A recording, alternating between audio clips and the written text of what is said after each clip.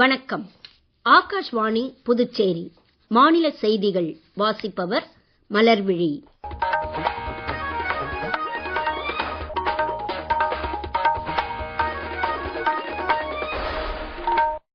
தலைப்புச் செய்திகள். நாட்டில் கச்சா எண்ணெய், பெட்ரோல், டீசல் மற்றும் எல்பிஜி விநியோகம் போதிய அளவில் இருப்பதாக மத்திய அரசு தெரிவித்துள்ளது. இந்திய மோட்டார் வாகன உற்பத்தி துறையை உலகின் முதல் இடத்திற்கு உயர்த்துவதே அரசின் நோக்கம் என்று மத்திய அமைச்சர் திரு நிதின் கட்கரி கூறியுள்ளார். தமிழக அமைச்சரவையில் இன்று 23 புதிய அமைச்சர்கள் சேர்த்துக் கொள்ளப்பட்டனர். முன்னாள் பிரதமர் ராஜீவ்காந்தி நினைவு நாளான இன்று புதுச்சேரியில் துணைநிலை ஆளுநர் திரு கைலாஷ்நாதன் உள்ளிட்டோர் ராஜீவ்காந்தி சிலைக்கு மாலை அணிவித்து மரியாதை செலுத்தினர். இனி விரிவான செய்திகள்.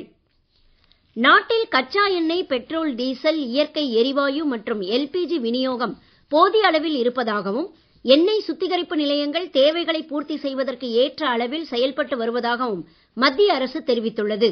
எண்ணெய் சுத்திகரிப்பு நிலையங்களில் எல்பிஜி உற்பத்தி அதிகரிக்கப்பட்டு தற்போது தினசரி 46 முதல் 47,000 டன் எல்பிஜி உற்பத்தி செய்யப்படுவதாக பல்வேறு மத்திய அமைச்சகங்கள் இணைந்து இன்று புதுடெல்லியில் நடத்திய செய்தியாளர் கூட்டத்தில் தெரிவிக்கப்பட்டது. செய்தியாளர் கூட்டத்தில் வெளியான கூடுதல் விவரங்கள். கடந்த 3 நாட்களில் வீட்டு பயன்பாட்டிற்கான 1,34,00,000 எல்பிஜி சிலிண்டர்களும் இம்மாதம் 1ஆம் தேதி முதல் 1,32,000 டன் வர்த்தக எல்பிஜி எரிவாயுவும் விநியோகிக்கப்பட்டுள்ளதாக மத்திய பெட்ரோலியத்துறை இணைச் செயலர் திருமதி சுஜாதா சர்மா தெரிவித்தார். கடந்த மார்ச் மாதம் முதல் 7.6 லட்சம் வீடுகளுக்கு குழாய் மூலமான எரிவாயு இணைப்பு வழங்கப்பட்டுள்ளதாகவும் அவர் கூறினார். அனைத்து பெட்ரோல் விற்பனை நிலையங்களிலும் போதிய கையிருப்பை உறுதிப்படுத்த நடவடிக்கை எடுக்கப்பட்டு வருவதால் மக்கள் பீதி அடிப்படையில் எரிபொருள் வாங்க வேண்டாம் என்றும் எரிபொருள் நுகர்வில் சிக்கனத்தை கடைபிடித்தால் போதுமானது என்றும் அவர் குறிப்பிட்டார். மத்திய கப்பல் துறை கூடுதல் செயலர் திரு முகேஷ் மங்கல் இந்த செய்தியாளர் கூட்டத்தில் பேசுகையில், இந்திய கப்பல்களின் சுமூகமான இயக்கத்தையும் இந்திய கடலோடிகளின் பாதுகாப்பையும் உறுதிப்படுத்த இந்திய தூதரகங்கள் உட்பட பல்வேறு தரப்பினருடன் ஒருங்கிணைந்து தாங்கள் செயல்பட்டு வருவதாக கூறினார். கடந்த 72 மணி நேரத்தில் இந்திய கப்பல்கள் அல்லது இந்திய சிப்பந்திகளுடன் கூடிய வெளிநாட்டு கப்பல்கள் தாக்கப்பட்டதாக தகவல் எதுவும் இல்லை என்றும் அவர் தெரிவித்தார். இந்திய மோட்டார் வாகன உற்பத்தி துறையை உலகின் முதல் இடத்திற்கு உயர்த்தும் நோக்குடன் அரசு செயல்பட்டு வருவதாக மத்திய சாலை போக்குவரத்து மற்றும் நெடுஞ்சாலைத்துறை அமைச்சர் திரு நிதின் கட்கரி கூறியுள்ளார். தற்போது இத்துறை உலகின் 3வது இடத்தில் இருப்பதாக இன்று புதுடெல்லியில் ஆம்சேம் தொழில் வர்த்தக கழகத்தின் வருடாந்திர தலைமைத்துவ மாநாட்டில் பேசுகையில் அவர் தெரிவித்தார். இந்தியாவின் மொத்த உள்நாட்டு உற்பத்தி குறித்த கணிப்பு 6.5% உயர்த்தப்பட்டு இருப்பது உலக நெருக்கடிக்கு இடையிலும் இந்தியர்களின் வலு குறையவில்லை என்பதையே எடுத்துக் காட்டுவதாக மத்திய தொழில் வர்த்தக அமைச்சர் திரு பியூஷ் கோயல் இம்மாநாட்டில் ஆற்றிய உரையில் கூறினார். நாட்டின் ஒட்டுமொத்த தொழில்துறை வளர்ச்சிக்கு அடிப்படையாக உள்ள ரசாயன துறையில் 2040ஆம் ஆண்டிற்குள் 10 மில்லியன் வேலைவாய்ப்புகள் உருவாக்க முடியும் என்று மத்திய ரசாயனத்துறை செயலர் திரு தேஜ்வீர் சிங் கூறியுள்ளார். அசோச்சேம் தொழில் வர்த்தக கூட்டமைப்பு சார்பில் புதுடெல்லியில் இன்று நடைபெற்ற சிறப்பு ரசாயனங்கள் மாநாட்டில் உரையாற்றிய அவர், இந்திய ரசாயனத்துறையின் மதிப்பை $1 டிரில்லியன் உயர்த்தும் நோக்குடன் அரசு செயல்பட்டு வருவதாக தெரிவித்தார். மேற்காசிய நெருக்கடிக்கு இடையில் இந்திய ரசாயனத்துறையின் நலன்களை பாதுகாக்க பல்வேறு நடவடிக்கைகளை அரசு மேற்கொண்டு வருவதாகவும், சுயசார்பு இலக்கை எட்டுவதில் ரசாயனத்துறையின் பங்கு முக்கியமானதாக இருக்கும் என்றும் அவர் கூறினார். ரயில்வே அமைச்சர் திரு அஸ்வினி வைஷ்ணவ் இன்று புதுடெல்லியில் களநிலை ரயில்வே அதிகாரிகளுடன் பாதுகாப்பு குறித்து மறு ஆய்வுக் கூட்டம் நடத்தினார். ரயில் பெட்டியில் தீப்பிடித்த அண்மை சம்பவங்களில் சமூக விரோதிகளின் கை இருப்பதாக பூர்வாங்க விசாரணையில் தெரிய வந்திருப்பதை அதிகாரிகள் இக்கூட்டத்தில் எடுத்துக் கூறினர்.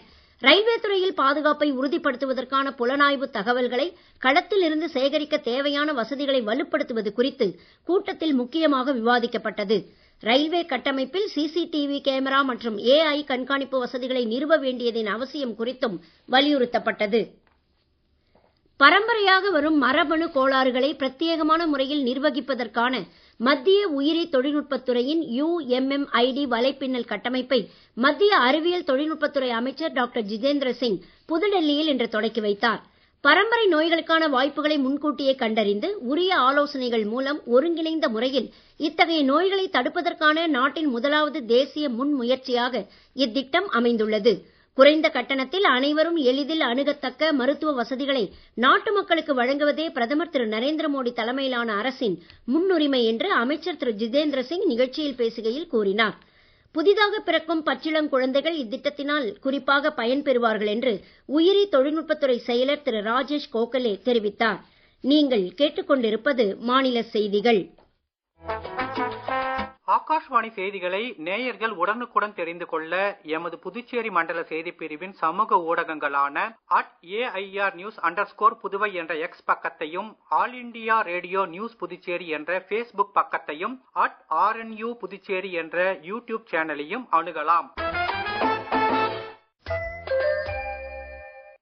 செய்திகள் தொடர்கின்றன. தமிழகத்தில் முதலமைச்சர் திரு ஜோசப் விஜய் தலைமையிலான அமைச்சரவை இன்று விஸ்தரிக்கப்பட்டது.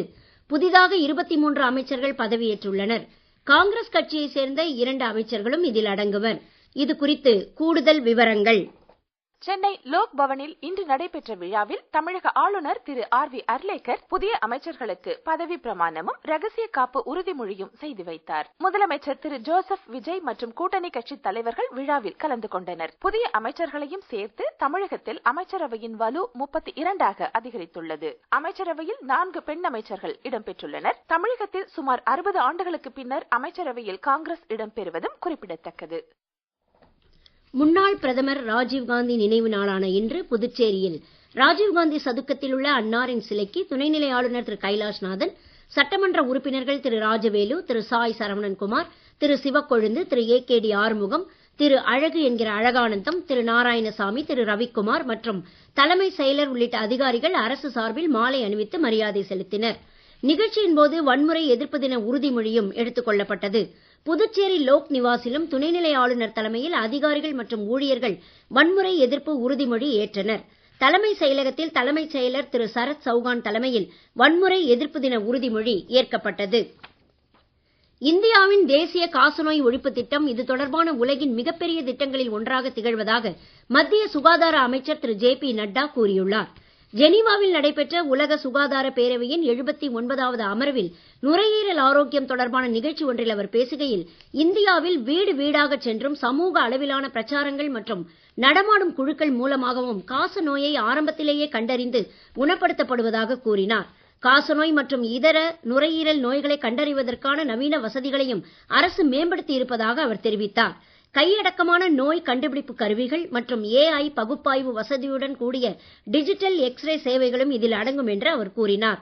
நவீன தொழில்நுட்பங்களின் அடிப்படையிலான புதுமை படைப்புகள் கடைக்கோடி மனிதன் வரை அனைவருக்கும் கிடைக்க வேண்டும் என்பதே அரசின் நோக்கம் என்று திரு JP நட்டா மேலும் தெரிவித்தார். வெளி பயன்பாட்டிற்கான அழகு சாதன பொருட்களை நுகர்வோர், தொழில்முறை மருத்துவர்கள் அல்லது அழகு நிலையங்கள் ஊசி மருந்தாக பயன்படுத்த அனுமதி இல்லை என மருந்துகளுக்கான மத்திய அரசின் CDSCO தர கட்டுப்பாட்டு அமைப்பு கூறியுள்ளது. மனித உடலின் புற அழகு மற்றும் தோற்றப் பொலிவை கூட்டத்தான் அழகு சாதன பொருட்களை தவிர சிகிச்சை மருந்து அல்ல என்றும் வலியுறுத்தப்பட்டுள்ளது.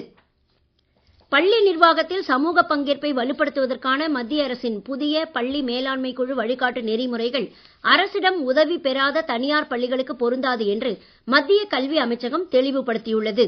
ஆயினும் இத்தகைய பள்ளிகள் தாங்களே முன்வந்து சமூக பங்கேற்புடன் கூடிய பள்ளி மேலாண்மை குழுக்களை அமைக்க ஊக்குவிக்கப்படுவதாக சமூக ஊடக பதிவு ஒன்றில் அமைச்சகம் கூறியுள்ளது.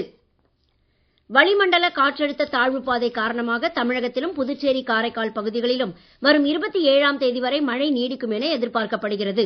இன்றைய தினம் தமிழகத்தின் ஓரிரு இடங்கள் மற்றும் புதுச்சேரி, காரைக்கால் பகுதிகளில் லேசானது முதல் மிதமான மழை பெய்யக்கூடும் என வானிலை ஆய்வு மையம் தெரிவித்துள்ளது. கோவை மாவட்டத்தின் மலைப்பகுதிகள், நீலகிரி, தேனி, ஈரோடு, திண்டுக்கல் மாவட்டங்களில் ஓரிரு இடங்களில் பலத்த காற்றுடன் கனமழை பெய்யக்கூடும் என்று வானிலை அறிக்கையில் தெரிவிக்கப்பட்டுள்ளது. சூறாவளி காற்றுக்கு வாய்ப்பு அதிகமுள்ள தென் தமிழகத்தின் கடலோர பகுதிகள், வங்கக்கடல் பகுதிகள் மற்றும் அரபிக்கடல் பகுதிகளுக்கு மீனவர்கள் செல்ல வேண்டாம் என அறிவுறுத்தப்பட்டுள்ளனர். IPL கிரிக்கெட்டில் இன்று இரவு 7:30 மணிக்கு அகமதாபாத்தில் நடைபெறும் போட்டியில் சென்னை, குஜராத் அணிகள் மோத உள்ளன. குஜராத் அணி ஏற்கனவே பிளே ஆஃப் சுற்றுக்கு தகுதி பெற்றுள்ள நிலையில் பிளே ஆஃப் சுற்றுக்கான 4வது அணியாக தகுதி பெறுவதற்கான வாய்ப்புகளை வலுப்படுத்திக் கொள்ளும் முனைப்புடன் சென்னை அணி இன்றைய போட்டியில் களமிறங்குகிறது. இதற்கிடையே கொல்கத்தாவில் நேற்று நடைபெற்ற போட்டியில் கொல்கத்தா அணி 4 விக்கெட் வித்தியாசத்தில் மும்பை அணிக்கு எதிராக வெற்றி பெற்று பிளே ஆஃப் சுற்றுக்கு தகுதி பெறுவதற்கான நம்பிக்கையை தக்க வைத்துக் கொண்டுள்ளது. மீண்டும் தலைப்புச் செய்திகள். நாட்டில் கச்சா எண்ணெய், பெட்ரோல், டீசல் மற்றும் LPG விநியோகம் போதிய அளவில் இருப்பதாக மத்திய அரசு தெரிவித்துள்ளது. இந்திய மோட்டார் வாகன உற்பத்தி துறையை உலகின் முதல் இடத்திற்கு உயர்த்துவதே அரசின் நோக்கம் என்று மத்திய அமைச்சர் திரு நிதின் கட்கரி கூறியுள்ளார். தமிழக அமைச்சரவையில் இன்று 23 புதிய அமைச்சர்கள் சேர்த்துக் கொள்ளப்பட்டனர். முன்னாள் பிரதமர் ராஜீவ்காந்தி நினைவு நாளான இன்று புதுச்சேரியில் துணைநிலை ஆளுநர் திரு கைலாஷ்நாதன் உள்ளிட்டோர் ராஜீவ்காந்தி சிலைக்கு மாலை அணிவித்து மரியாதை செலுத்தினர். இத்துடன் இந்த செய்தி அறிக்கை நிறைவு பெறுகிறது. வணக்கம்.